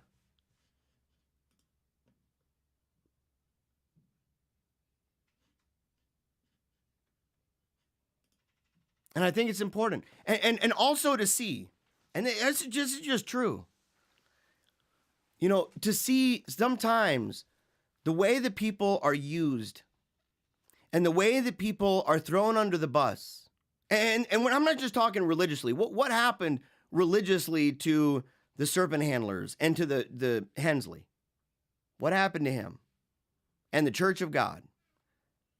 It is sad. He was a crazy loon bird. True. He was a crazy fool, right? But you can't help but to feel that at the end of his life, that when he dies and the Church of God throws him under the bus like that, when they got to be the way they are in part because of people like him. In fact, in large part, because of him. They started out a ragtag group of people. We'll talk about it later. But a ragtag group of people. Not even really much of a denomination at all. What was it, 9 people or something? To start? And they were sending missionaries out into the battlefield. Into the missions. And the missions, those people weren't even necessarily connected at all with the denomination. They were part of the movement. And so then they would send letters and say, man, this is like a dispatch. And those letters would get published. And some of those letters had to do with handling serpents and thousands of people showing up. And a man named Hensley. And that at the end, they did him wrong. They didn't just say he was wrong in his belief. They made it personal. And he was dead. I think there's a lot we can learn from these kinds of stories. Even if I do not anticipate a single one of you watching the show will ever be interested in handling snakes. And let me strongly implore you right now, do not handle snakes. Don't do it. If you say, hey, I was listening to PaleocratDiaries and I think I'm going to go handle snakes, you got the wrong message here, okay? We're gleaning ideas from like symbolic things, almost like parables, and saying, don't take this too seriously, folks. This is danger road, danger zone, okay? And not in the cool Top Gun way, in the real bad, creepy way, like looking for hay in a needle stack and stuff. You don't want to do that like a one of those Saw episodes or whatever. Like you don't want to do that with your spirit. You don't want to do that with your soul, right? It's wicked bad. At the same time, to be able to learn from these and to see how this can help us to better understand various people along the spectrum of enthusiasm, heresy, schism, because it's all a spectrum. Very rarely are you going to find somebody on the exact same place. So you got to kind of familiarize yourself with different belief systems. Recognize apologetically, how do you deal with this? I think that this is incumbent upon us for those of us involved in the new evangelization, as well as the new re-evangelization that I talk about. I think it's incumbent. We ought to feel compelled, in fact, to better familiarize ourselves, because we're not just looking to win an argument with what Knox called those little pieces of pre-wrapped candy. Instead, we're dealing with encounters, like St. Francis de Sales did, and like we're encouraged to do now. Sorry, Ave Maria says, hi, Jeremiah. We'll go back here up into the comments. I'll just look at them for a few minutes, then we got to go, okay? Hi, Jeremiah. Is it possible to get Father Chad Ripberger on in the future to talk about spiritual warfare? I think it would be an excellent thing to have. I've never reached out to Father Ripberger. I intended to talk to him. When he came to the parish that we attend.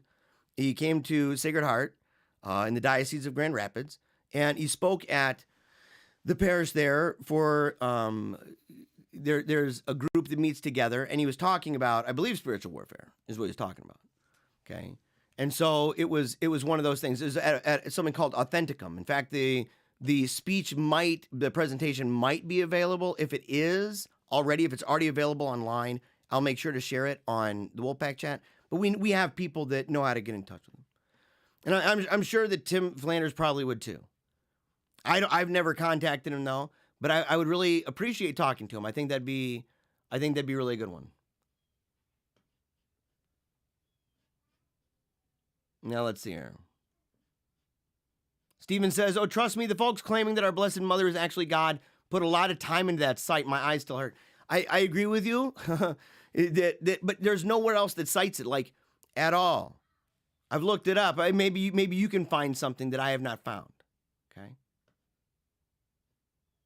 Yeah. So Angela says we would all be out of the house if there were snakes in the house. Yes, I would not be chilling it right here. No, if they're like, oh, rattlers, going around, I'd be like, kids, grab your kids, grab your wife, bust out that window. Because that rattler is biting everybody out there. You got to get out.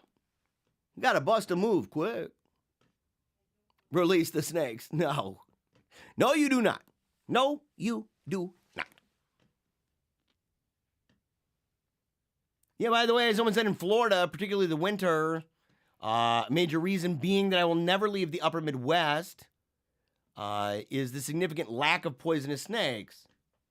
Yeah, I think that actually, Hensley, the story I think goes to Tampa.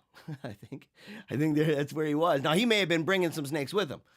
He was, he had snakes like people collect baseball cards and stuff. So I mean, that's just part of it. Christine says, "Hi, I'm late, made it. Glad to see you, Christine. Very glad. I still owe people if I have 2 people that I need to send pictures to regarding books. Okay, so you're one of them, and I have somebody else." Where they're able to pick from the books that are from the library here. We have a big box of them. And so people who win, one of the things that people can win is taking notes of the show, right? In an actual little diary that they call their Paleocrat diary. And that they take notes from the show, right? And then they share those notes on social media so that their friends can see. If they show me that they've done this, then I'm like, look, you can take it, you can get a book, right? That's been one of the things. I'm not saying it right now, but that's been one of them, right? And so very, very grateful for that. And I'll definitely get back with you and share that. I'm sorry that it's taken so long. Anthony says, the word enthusiasm shouldn't be used to mean heretical or schismatic or crazy. You're wrong, Anthony. That's historically what it was used for. I don't mean to be rude to you. It shouldn't be used to mean heretical or schismatic or crazy. There's different meanings of words. So like, if somebody was an enthusiast in religious terms, entire books have been written about it. In fact, That's one of the things I love about reading scholarly works about cults or sects and stuff like that, is that they're able to use that word and it means something. Come up with another word and let us know.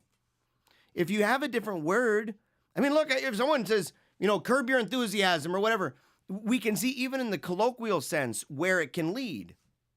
And sometimes, people say enthusiasm, they could simply say excitement, couldn't they?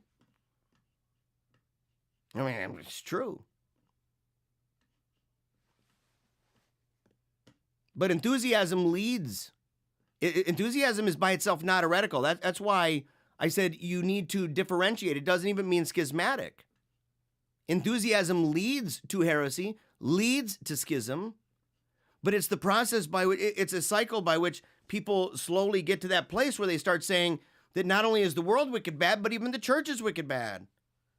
And we need to separate ourselves. We can't be with our co-religionists. We're the last remnant of the last times. Rome has lost the faith or whatever. Even in Protestant circles that they say that. And they're the last ones, this restorationist thing, this eminent eschatology.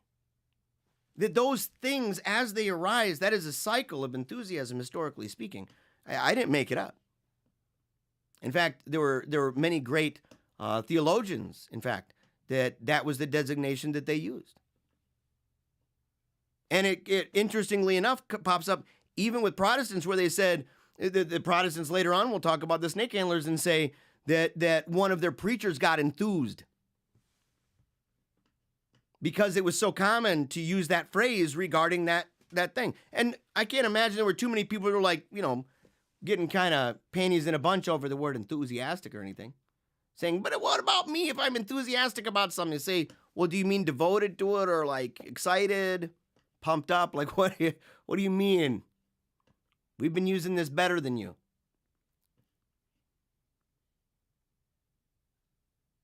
Yes, by the way, Phil Gonzalez, thank you for answering the question about my headphones. The Cost Pro 4 AA vintage headphones. And by the way, Phil, he's connected to it because my old headphones, same everything. Man, just got to end up, I think cat ate through it or something. Or my kids broke it. I don't know what happened, but I couldn't use it one day. I'm like plugging it in and the cord's like all busted because I got one of these like kind of wiggly cords and stuff, Wiggly cords. Let's go back here to this. Ah, no! Sorry about that. I don't know why that's always on when I come back. I don't understand that. Let's see. Tennessee humidity is out of control. I can see how it may infiltrate the blood-brain barrier and invoke all sorts of weirdness. Yeah, Matthew 4, 5-7 applies well to serpent handling. Yeah, they actually use like multiple different passages. Like they don't just rely on one. They even talk about like the anointing and stuff and like what that means. I mean, they'll have discussions with you about the Bible. You're going to deal with them just like you deal with any other Protestant group. What's 5-7? Then the devil took him to the holy city and made him stand on the parapet of the temple and said to him, if you are the Son of God, throw yourself down, for it's written, he will command his angels concerning you, and with their hands they will support you, lest they dash your foot against a stone. Jesus answered them, again, it is written, you shall not put the Lord your God to the test. They have a response to that. It's a common one. And they would say, God says that, and he says the other. So obviously that's not putting God to the test. Because if their interpretation is correct, okay, and that's what's under debate, right? So we're not begging the question. So if that's what's under debate, that particular interpretation, and it is that that Christ says, when you go out in all the world, you shall take up serpents, right? And if you drink this, then you will not die, kind of thing, right? If he says that, and if that means you're going to go out in the world and you shall take these serpents up, you shall. If that's how you interpret it, then you would be able to have both at the same time, and you just say that is not testing God. In fact, that's a sign that follows. So they've at least got a response to that. Brian says, "Hi Wolfpack, glad to get some new vids going on. Look forward to the book. Very thankful for that, man." Yep. Let's see. Apparently we had Russian bots in the comments. Not happy about that. Thank you, by the way, for all the prayers for my sister. Pray for Phoebe. She is coming down.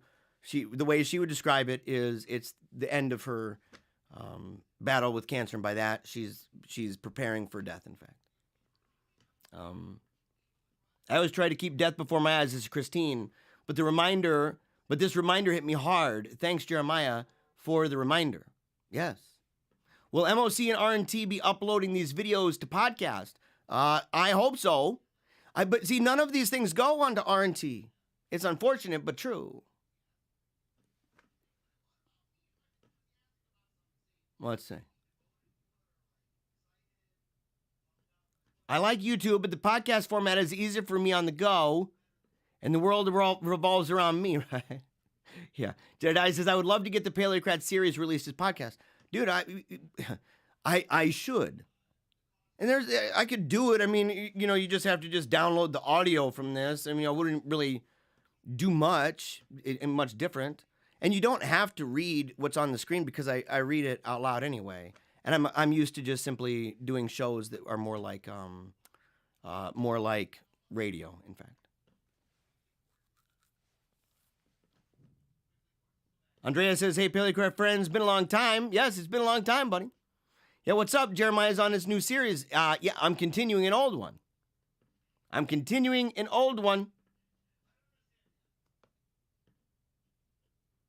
Someone says, Phil definitely handles Komodo dragons. Okay. Yeah.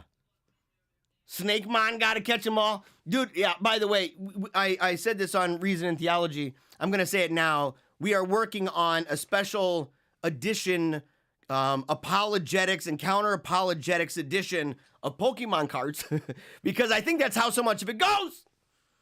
When they're like, oh, well, this argument over here it's a textured argument. It's developed in such a way. It's got strong points, but really you have to couple it with this argument brought in by this person and blah, blah, blah. And you rank it up so that you got, well, this is a good defensive and this is a good this and that. I'm like, dude, you guys are playing Pokemon. You got to catch them all. Oh, we're going to do it. We're going to do it. The Kalam. You got to mix with the Kalam. Okay.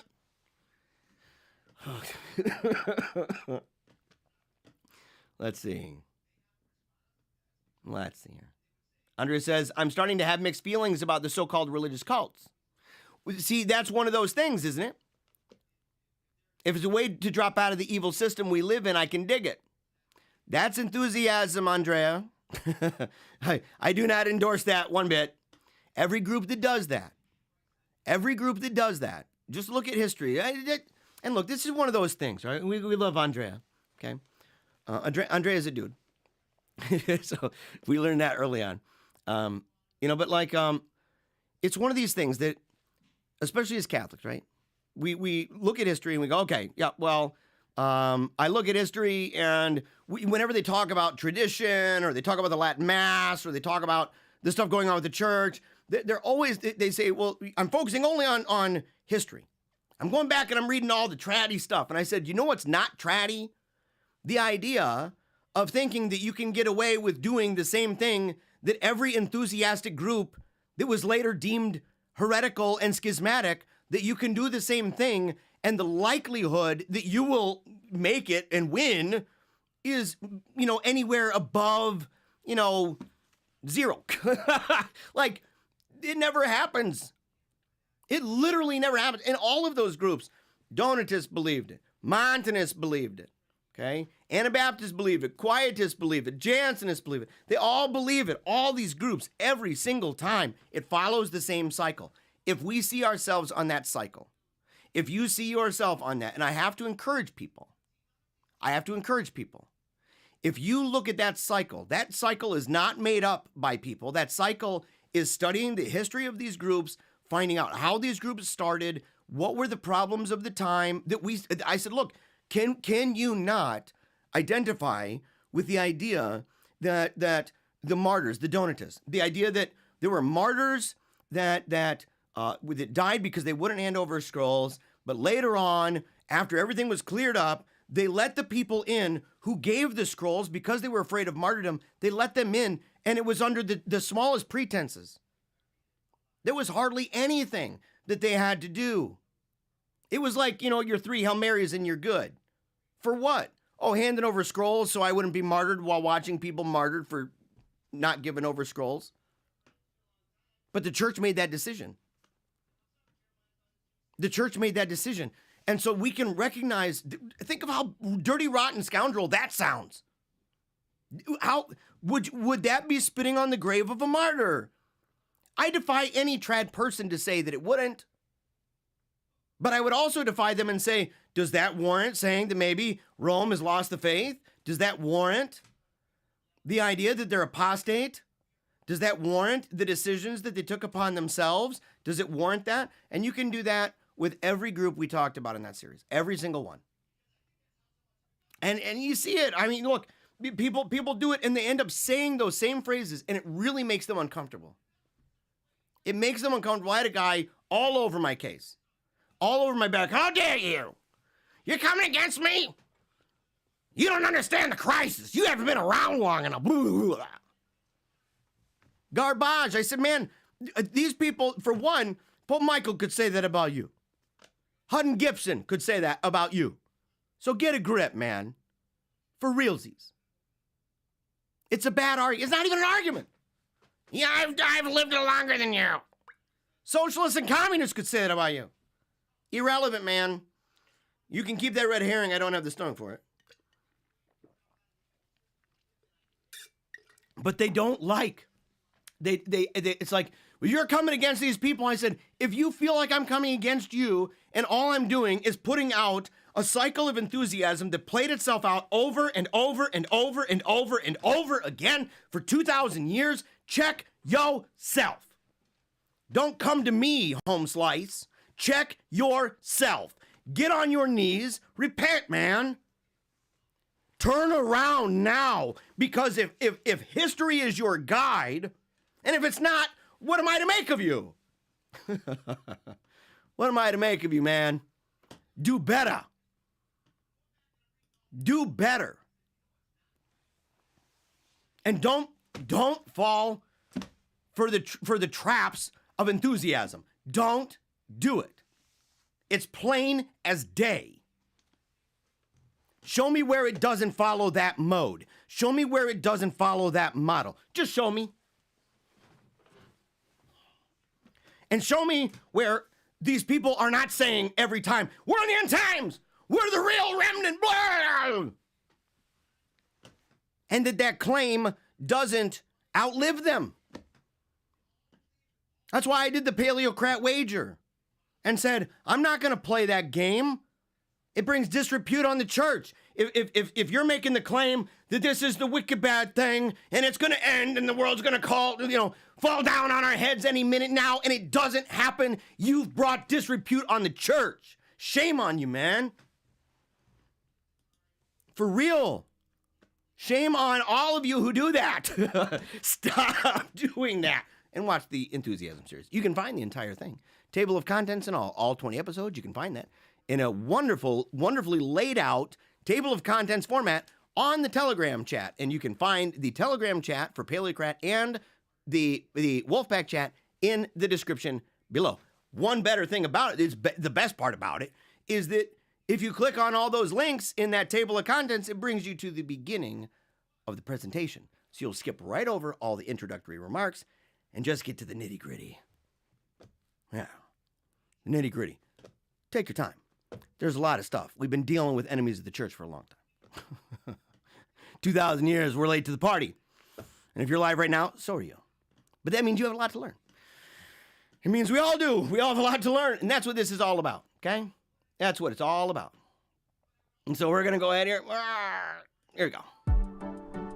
All right. I'm very, very grateful. Let's go ahead. Well, no, not that. Here we go. Here we go. There we go. Look at that. See? The book club of the Canine Brigade. The Wolfpack prayer chain. All of that stuff is available. So if you go right now and you click on the link below that has to do with the Wolfpack chat and you join that, you're going to get a message from our robot butler, our butler bot. And he's going to tell you, I think it's a he, although I've heard debates, maybe it's a she. We're not sure. We're still debating about it. It's an androgynous bot. But the thing is, it's got a whole bunch of links, right? So it'll tell you that you can go to the Canine Brigade Book Club. There's going to be Spiritual Friendship, I think is the book they're going to be talking about. Wolfpack Prayer Chain, we have over 200 prayer requests that have been in there. And we're really grateful for all of the people who submit prayer requests, okay? It's awesome, and we keep track of that. So people every single day, in fact, people who were in this chat today, Christine, right? Big one. Haley, big one. Stephen, big one. A whole bunch of people, real big folks in there that say, look, every day, praying for the Wolfpack intentions, rattling those beads, crying out to heaven, howling at the sun, taking a knee for Christ the King, and trying to fill in, right? Trying to fill the gap that oftentimes is left when people don't do all the things that they ought, and to help brothers and sisters out. So make sure to go check that out, okay? It's awesome. And if you like interviews, speeches, and other inquiries, as well as Jake Fowler's awesome articles, make sure to go to PaleocratDiaries.com. And if you'd like to email me, PaleocratDiaries@gmail.com. Until next time, as we always say, never give up, keep on smiling, and memento mori. I wanted to make people dream bigger thoughts.